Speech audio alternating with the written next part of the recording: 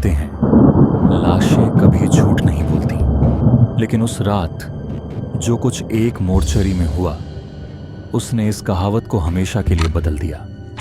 रात के ठीक 1:47 बज रहे थे। सरकारी अस्पताल का मोर्चरी वार्ड सन्नाटे में डूबा हुआ था।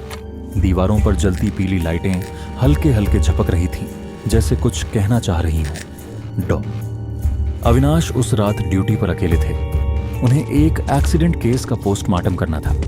शरीर बुरी तरह जला हुआ था, चेहरा पहचान से परे, मगर उसकी आंखें खुली थीं और वो आंखें सीधा अविनाश को देख रही थीं। पहले तो उन्होंने सोचा कि शायद यह सिर्फ भ्रम है, मगर जैसे ही उन्होंने पहला चीरा लगाया, लाश की उंगली हल्के से हिल गई।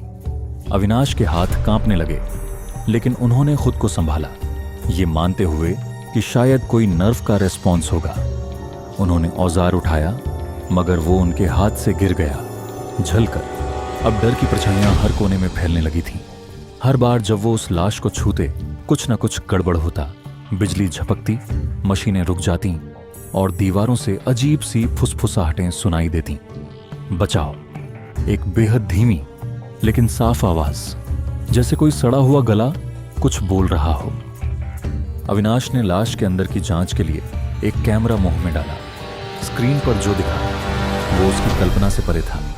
वहां एक चेहरा था, अधझला, बिना पलकों का, अंदर से, पेट के भीतर से, जो सीधा कैमरे में देखकर मुस्कुरा रहा था। कैमरा उनके हाथ से गिर गया। उन्होंने भागने की कोशिश की, लेकिन मोर्चरी का दरवाजा खुद ब खुद बंद हो गया। हवा भारी हो चुकी थी, सांस लेना मुश्किल। तभी लाश के मुंह से आवाज आई, मेरी रिपोर्ट अधूरी है, उसे पूरा कर, वरना अगली लाश तेरी होगी। कमरे में अचानक सब कुछ शांत हो गया, इतनी गहराई में कि डॉ अविनाश की धड़कनों की आवाज भी तेज सुनाई दे रही थी। फिर वो भी रुक गई। सुबह जब बाकी स्टाफ आया तो डॉक्टर अविनाश मोर्चरी टेबल पर पड़े मिले। उनकी आंखें खुली थीं, मगर शरीर निर्जीव था। उनके सामने एक पोस्टमार्टम रिपोर्ट पड़ी थी, जिसमें आखिरी लाइन किसी और की लिखी हुई थी, विषय अभी भी जीवित और मुझे देख रहा है।